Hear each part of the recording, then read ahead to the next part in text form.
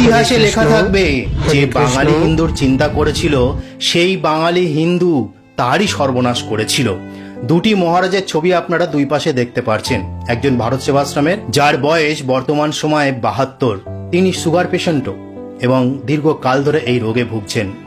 সেই সুগারের রোগ সাথে নিয়ে এই 72 বছর বয়সে প্রত্যেকটা বাঙালির গ্রামে গঞ্জে ঢুকে তিনি প্রচার কার্য চালিয়ে যাচ্ছেন যে বাঙালি, তোমরা নিজেদের ধর্মটাকে ধরে রাখো, তোমরা হারিয়ে যেও না, নিজের মাটিটাকে ধরে রাখো, তোমরা কখনো এই বঙ্গভূমি ছেড়ে চলে যেও না। অপরদিকে কে আছে? চিন্ময় প্রভু আছে। চিন্ময় প্রভু কি করেছিল? একই কাজ করেছিল যে তোমরা আমাদের মাটিটাকে বাঁচিয়ে রেখো, নিজের ধর্মটাকে বাঁচিয়ে রেখো, তোমরা এই ধর্ম এবং মাটি উভয়কেই ত্যাগ করো না, তোমরা সর্বদা একত্রিত থাকো, সবাইকেই ভালোবাসো। কিন্তু আজ তাদের পরিণতি দেখুন।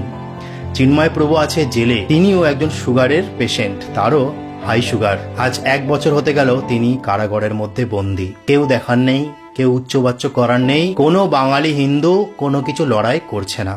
আর এদিকে মহারাজকে দেখুন, এই বাংলার, যার বয়স 72 বছর বয়স, সেও একই কায়দায়, মানে সেম যেভাবে চিন্ময় প্রভুর অবস্থা দেখছিলাম আমরা, সেম একইভাবে সে হয়তো কিছুদিনের মধ্যে হয়তো কারাগার কি হবে জানি না, তবে এইসব চলছে, আপনারা দেখতে পাচ্ছেন সবাই।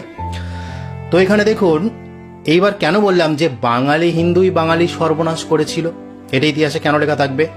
কারণ এই দুজনের বদলে অন্য ধর্মের ইমামকে বসান দুজন, একজন বাংলাদেশের ইমামকে বসান, আরেকজন এই পশ্চিমবাংলার ইমামকে বসান।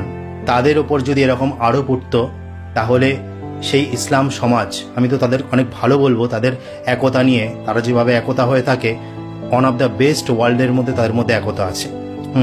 তারা কিন্তু ঝাঁপিয়ে পড়তো, কোনোভাবেই মেনে নিত না নিজের ধর্মের অপমান, নিজের ইমামের অপমান, নিজের মৌলবীর অপমান, কোনোভাবেই সে মেনে নিত না। কিন্তু আজ হিন্দুরা চিন্ময় প্রভু এবং ভারত সেবাশ্রমের মহারাজের তারাই বিরোধিতা করছে যে এই এ করেছে, এই তা করেছে, এরাই ওই, এরকমভাবে হিন্দুরাই নানা রকম অপমান করছে। পাপ কে করাবে? পাপ কি চিন্ময় প্রভু করাবে, নাকি এই ভারত সেবাশ্রমের মহারাজ করাবে? এই দুজন পাপ করাবে না, এই দুজন গীতার বাণী মেনে চলেছে। তারা ঠিক ভগবানের কাছে যাবে, কারণ তারা সত্যের পথে ছিল, সত্যের পথে আছে। আজ হয়তো কার্তিক মহারাজ কয়েক বছর পরে দেহ রাখবেন, 72 বছর হয়ে গেছে।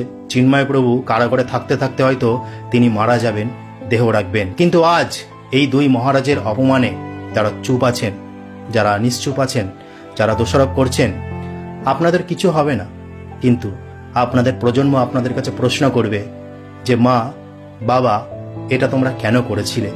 যখন ইতিহাসে লেখা থাকবে যে বাঙালি হিন্দু চিন্তা করেছিল সেই বাঙালি হিন্দুই তাদের সর্বনাশ করেছিল, তখন কিন্তু আমাদের প্রজন্ম এই প্রশ্নটা করবেই। তাই কিছু বলার নেই বন্ধুরা, কলিযুগ চলছে, আসরিক প্রবৃত্তি বেশি থাকবে, দৈব প্রবৃত্তি কম থাকবে। যেখানে কাম, ক্রোধ, লোভ, স্বার্থ সবকিছু বেশি থাকবে এবং সত্য কম থাকবে।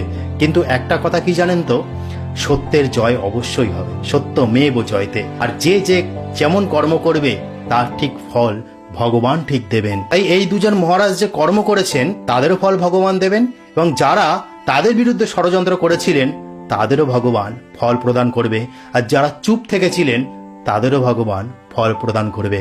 এই দুজন সাধু মহারাজের হয়ে কারা পথে নেমেছে জানেন? হ্যাঁ, হিন্দুরা কিছু পথে নেমেছে, কিছু, কিন্তু তার সাথে অন্য ধর্মের ইসলাম মতের মানুষও পথে নেমেছে এই ভারত সেবাশ্রমের সাধুর জন্য। আপনারা ছবিতে দেখতে পাচ্ছেন।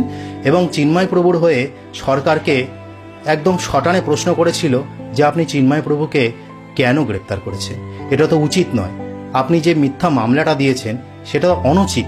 এটা একজন খ্রিস্টান ধর্মের মানুষও বলেছিল, ইসলাম ধর্মের মানুষও চিন্ময় প্রভুর হয়ে কথা বলেছিল। কিন্তু আজ সনাতন ধর্মের সংস্থাগুলি, যাদের আমরা আপনারা দেখছেন প্রতিনিয়ত, তারা কিন্তু এই সাধু মহারাজ যখন বিপদে পড়েছিল কোনো উচ্চবাচ্য করেনি, কোনো শব্দ বার করেনি, কোনো নোটিশ দেয়নি, কেউ তাদের পাশে এসে দাঁড়ায়নি। তো বন্ধুরা, এই হলো আমাদের সনাতন ধর্মের হিন্দু জাতির অবস্থা। বিচার করুন আপনারা, আমি যে কথাগুলি বললাম সেগুলি কি সঠিক বললাম? তো ওটা আজকে বলার ছিল। হরে কৃষ্ণ।